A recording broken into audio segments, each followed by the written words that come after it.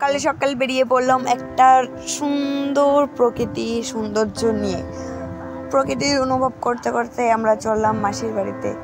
তারপরে প্রথমে দেখতে পাবে একটা সুন্দর মন্দির, সাধু বাবার মন্দির, কিন্তু ওটা আমরা জানি রায়পুরের কালী মন্দির। ছোটবেলা থেকে এটা দেখে দেখেই বড় হয়েছে। আর এই সামনে যে মাঠটা আছে, এই মাঠটা পার হলেই এই মন্দির। ছোটবেলায় তো আমরা হাঁটতে হাঁটতে চলে আসি এই মন্দিরে। এখন টোটো করে যাচ্ছি যেহেতু মাসির বাড়িতে। মন্দিরে যাওয়ার উদ্দেশ্য না, উদ্দেশ্য যাওয়া মাসির বাড়ি, যে কারণে টোটো করেই যেতে হচ্ছে। আর এদিক থেকে টোটো ছাড়া অন্য কিছু আর পাওয়া যায় না, কোনো গাড়ি চলে না, টোটোই চলে একমাত্র। ভ্যান অটো চলে না, ভ্যান ট্যান চলে, টোটোই মেনলি চলে আর কি।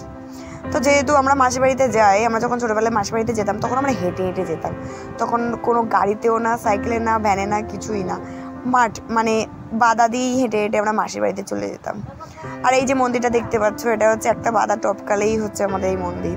ছোটোবেলায় এই মন্দিরে এসে আমরা খেলতাম, বসে থাকতাম, আড্ডা বাড্ডা, গল্প টল্প দেওয়া, খেলা, অনেক কিছুই করতাম এখানে। এটাই হচ্ছে আমাদের মন্দির। আর এখান থেকে মন্দিরটা দেখে যাচ্ছি, দেখো কত সুন্দর, পুরো চারিদিকে মাঠ, সবুজে সবুজ আর সবুজ আর সবুজ, তার মাঝখানে হচ্ছে মন্দিরটা। দেখতে খুবই সুন্দর লাগছে মন্দিরটার ডিজাইনটা, খুবই সুন্দর। তবে মন্দিরটা যিনি বানিয়েছেন, তার হাতের ডিজাইন, তিনি হলেন গণেশ পণ্ডিত। আর ওই গণেশ পণ্ডিত হচ্ছে আমাদের দাদু, আমার পাড়াতেই বাড়ি, দাদুই হয় আর কি, পাড়ার দাদু, দাদু বলেই ডাকি। তবে আমাকে খুবই ভালোবাসে, খুব ভালোবাসে, সবসময় আমাকে বলে তুই খুব ভালো মেয়ে, তুই অনেক বড় হবি।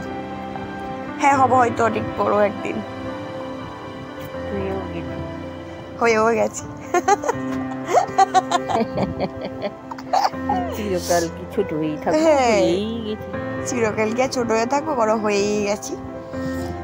তবে যাই হোক, এখান থেকে বেরিয়ে আমরা সৌন্দর্য, প্রাকৃতিক সৌন্দর্য অনুভব করতে করতে আমরা বেরিয়ে পড়লাম। সত্যি এখন বর্ষাকালে একটা জিনিস খুব ভালো লাগে না, আকাশটা খুব সুন্দর থাকে, রোদটা খুব মানে গাঢ় রোদ হয় না, হালকা হালকা রোদ থাকে, মোটামুটি বেলাই থাকে।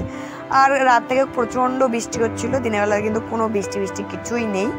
আমরা টোটো ভাড়া করে গুটি গুটি করে যাচ্ছি, দেখতে খুব সুন্দর লাগছে। তবে একটা জিনিসটা খুবই ভালো, যে টোটোটা উঠেছি না, টোটোটা খুব আস্তে আস্তে, মানে কাকু খুবই ভালো, আস্তে আস্তে চালায়, তাড়াহুড়ো করে নিয়ে যায় না, তাড়াহুড়ো করে নিয়ে আসে না।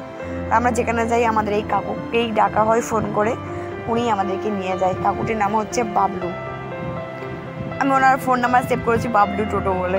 যাই হোক, তো এখানে আমার শাশুড়ি মা বসে আছে, আমার দিদিমা, আমার মা, আমার বোন, আমি আর টোটোওয়ালা। আমরা 5 জন মিলে বেরিয়ে পড়েছি, 5 জন না 6 জন, 6 জন মিলে যাচ্ছি মাসির বাড়িতে। যদিও টোটো কাকু আমাদেরকে নামিয়ে দিয়ে আবার চলে আসবে। যাই হোক, অনেক গল্প হলো। মাসির বাড়ির ভিডিওটা আমি আবার পরে দেবো। আপাতত তোমরা এই ভিডিওটা দেখো, লাইক করো, শেয়ার করো, কমেন্ট করো, আর অবশ্যই আমার জন্য সাবস্ক্রাইব করে দিও। আমাকে অনেক বড় ইউটিউবার হতে হবে। আর প্রাকৃতিকটা কত সুন্দর লাগছে শুধু দেখো। এই রাস্তার 2 ধারটা শুধু গাছে ভরা, কোনো বাড়ি নেই, কিচ্ছু নেই, শুধু মাঠ মাঠ আর মাঠ। আর এই সাইডটা হচ্ছে খাল, তোমরা দেখতেই পাচ্ছ, পানাতেই ভরা। যাই হোক, টাটা, বাই বাই, সবাই খুব ভালো থেকো।